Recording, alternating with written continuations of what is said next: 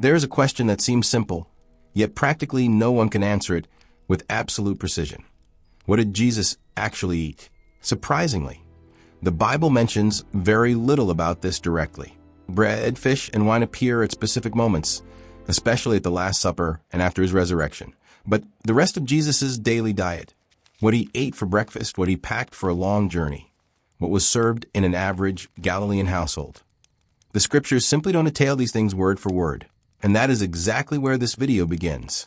Because although the Bible doesn't list a full menu, there is a reliable way to reconstruct, with historical accuracy, what was on the dinner table of any first-century Jew living in the Galilee region, including Jesus.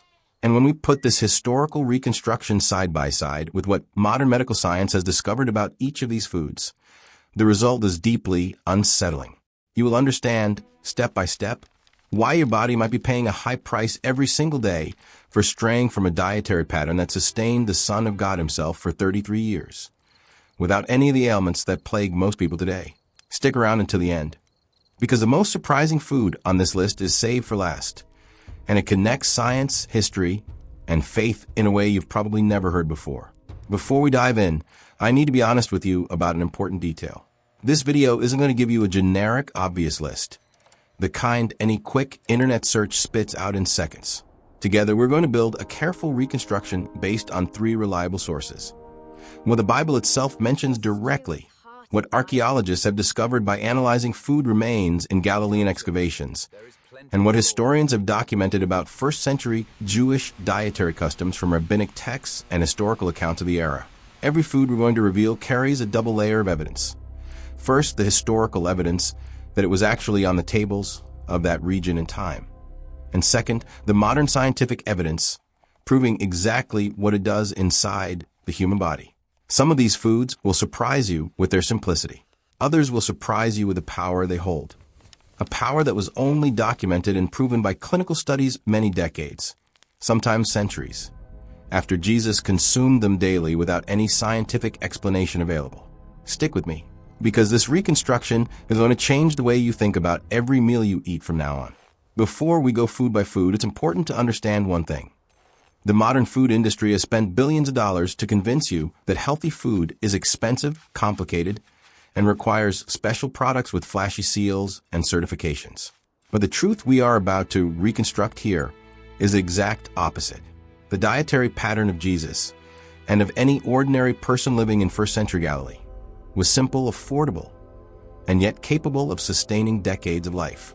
It provided enough physical vigor to walk dozens of miles fast for long periods and maintain a pace of life that today would require an absurd amount of supplements and energy drinks just to keep up with. Taking ownership of your health isn't found in expensive products.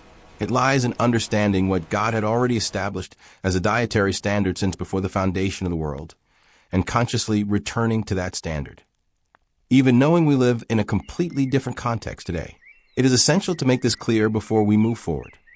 The Bible does not function as a food diary. It records theologically significant moments pointing toward redemption, not the day-to-day routine. We know Jesus ate bread and fish at the feeding of the multitude recorded in the 4 Gospels. We know he consumed bread and wine at the Last Supper, instituting communion. We know he prepared fish on the beach after the resurrection. But these are specific moments, chosen by the gospel writers for their spiritual weight, not as a nutritional report. To reconstruct the rest of his daily diet, we need to turn to biblical archaeology and the social history of the Second Temple period.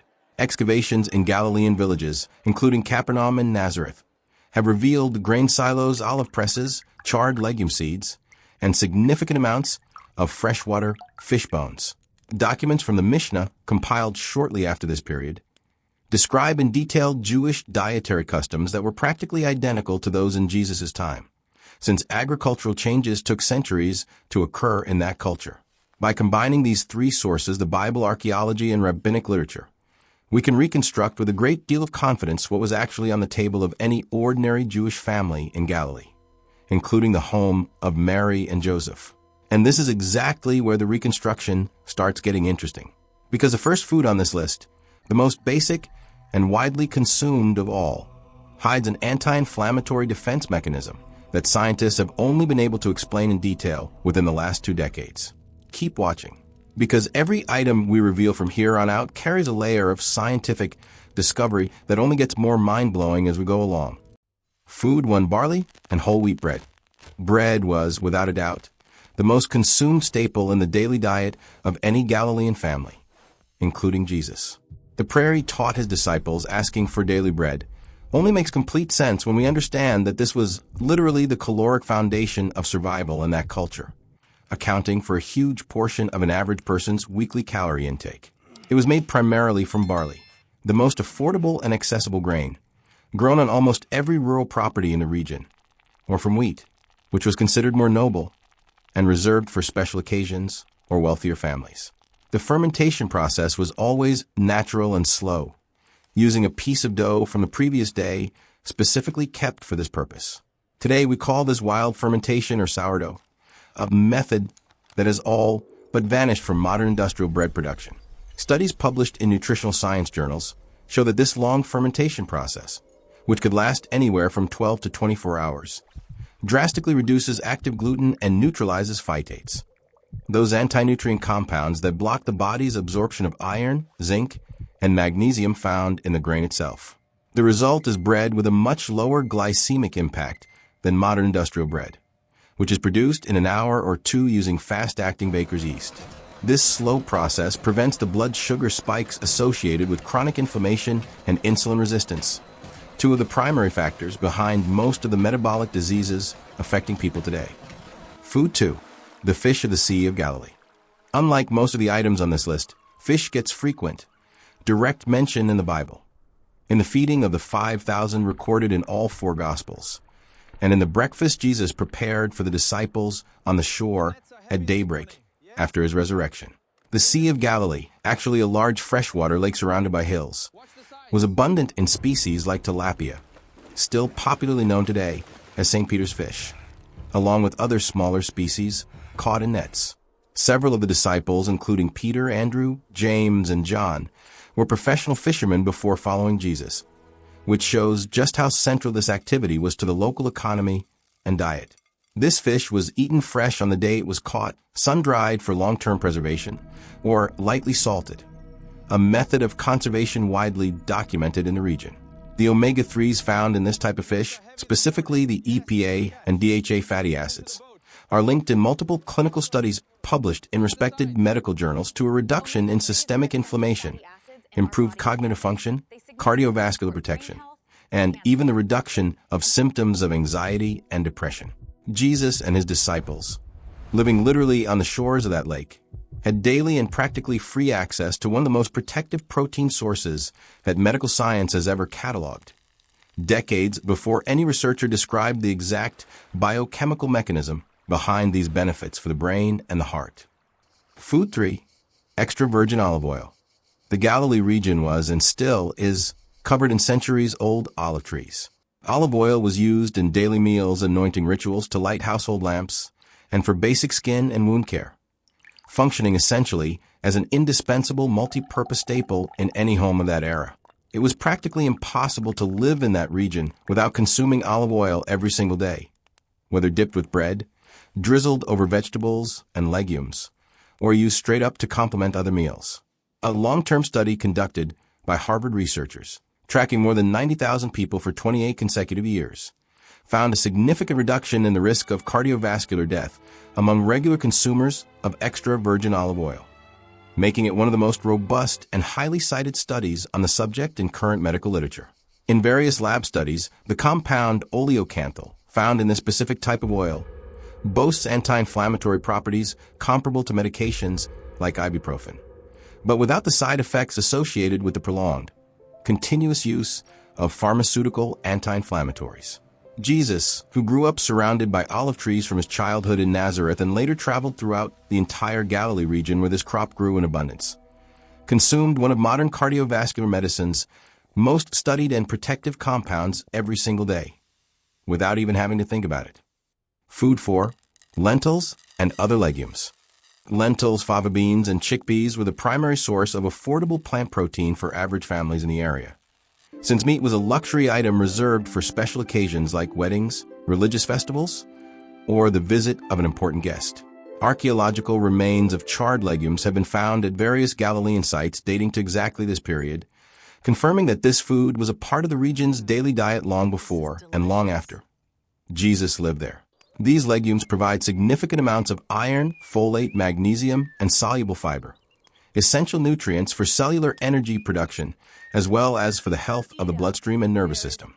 Modern clinical studies associate the regular consumption of legumes with a reduction in inflammatory blood markers and a consistent improvement in cholesterol profiles, two factors directly linked to the prevention of cardiovascular diseases. Based on all available archaeological and historical evidence, it is practically certain that this type of food was part of the weekly routine for any family in a region, including Jesus's, simply because it was what was available. It was cheap, and it was the cultural standard in that agrarian society. Food 5. Figs, dates, and grapes. Local fruits, especially figs, dates, and grapes, were eaten fresh during the harvest season and dried for the rest of the year. They served as one of the main sources of quick energy and concentrated nutrients available in that culture. Pomegranates, also native to the region, contained punicalagins, compounds heavily studied for their anti-inflammatory and cardioprotective properties. Dates provide significant amounts of potassium and fiber. Grapes, particularly the skins, contain resveratrol and other polyphenol linked to the protection of blood vessels. These are the exact same compounds found in wine, which was essentially fermented grape juice, typically consumed diluted with water at most meals in that culture. Up to this point, we've reconstructed 5 entire food categories based on solid evidence. But there is one final element to this reconstruction that ties everything together in a way few people have ever stopped to consider. And it is literally hiding in one of the most famous verses in the entire Bible, repeated billions of times around the world, without anyone ever noticing the nutritional layer behind it. Hold that thought, because we're going to get there in just a moment. Food 6. Herbs, spices, and backyard vegetables. Cucumbers, onions, leeks, mint, cumin, and dill rounded out the daily nutritional picture, usually grown in small backyard gardens attached to the homes. These vegetables and herbs, studied individually today for their antimicrobial, digestive, and anti-inflammatory properties, were simply part of everyday seasoning in that culture. There was no conscious medicinal intent behind them, yet they provided real, measurable medicinal effects. Garlic and onions, for example, contain sulfur compounds studied for their cardioprotective and antimicrobial benefits. It was impossible to live in that culture and avoid consuming these compounds regularly, since they were present in practically every meal prepared in any home in the region. Now we arrive at the exact point I promised at the beginning of this video. Take the Lord's Prayer. Give us this day our daily bread. This request, repeated daily by billions of Christians around the world, recited in practically every church service, baptism, and individual Christian prayer in history, wasn't just a distant metaphor when Jesus first taught it to his disciples. It was literal, urgent, and deeply connected to the concrete nutritional reality of that era. There were no refrigerators, no chemical preservatives, no week's worth of groceries stocked up in pantry. Every single family depended every single day without exception on having access to the basic food that sustained their bodies. Naturally fermented bread, complemented by olive oil pressed from local trees, legumes grown in the family garden, fish when available through local trade, and seasonal fruits harvested fresh or dried for the harder months. Jesus wasn't just teaching an abstract spiritual prayer, disconnected from practical reality. He was teaching a daily, absolutely conscious dependence on God's provision through real, simple, and nutritionally complete food that sustained the human body exactly the way he himself, as the Creator, had designed it from the dawn of creation. And here is what is truly staggering when you put together everything we've reconstructed so far. Every single one of these 6 food groups, the naturally fermented sourdough bread, the omega-3 rich fish, the extra virgin olive oil, the iron and fiber-packed legumes, the antioxidant-rich fruits, and the vegetables and herbs with documented medicinal properties, makes up, item by item, without a single exception, exactly what the international scientific community today recognizes as the most protective and highly studied dietary pattern ever documented, the Mediterranean diet. The very same diet recommended today across practically the entire Western world by cardiologists, endocrinologists, and neurologists as the global gold standard for preventing chronic disease and promoting healthy longevity is not a modern invention by creative nutritionists looking for the next market trend. It is a scientific reconstruction, item by item, proven by instruments and methodologies that took millennia to develop, of exactly what Jesus and any ordinary family in Galilee ate every day, without question, 2,000 years ago, long before any formal clinical study existed to prove it. Think about all the money, time, and sheer frustration you've spent trying to figure out the right diet, the right protocol, the right supplement. And the answer this whole time was right there, reconstructed in the pages you've perhaps been reading for years without ever connecting the dots quite like this. Jesus didn't need nutrition labels, calorie counting apps, or organic certification stamps. He naturally lived within the dietary standard God had established from the very beginning, sustaining a perfectly healthy human body for 33 years of intense physical and spiritual activity. You don't have to perfectly replicate first-century Galilee, but you can consciously return to the principles behind that standard. Real, simple, locally sourced food, naturally fermented, rich in healthy fats, high-quality protein, and fresh vegetables. And let your body experience the exact same kind of sustenance that fueled the Son of God himself. If this reconstruction surprised you, hit that like button right now because it really helps this content reach more people who need to hear this today. Subscribe to the channel and ring the notification bell, because every week we continue reconstructing with historical depth and scientific validation, more aspects of Jesus' life that have a direct application to your physical and spiritual health. Let me know in the comments, which of these 6 foods surprised you the most, and which one is currently missing from your diet. And if you want to understand even more about these specific foods, we have several videos on this channel diving into the subject. I'll leave a video linked in the description below, and it's also popping up on the screen right now. Click straight through to that video so we can continue this conversation in much greater depth.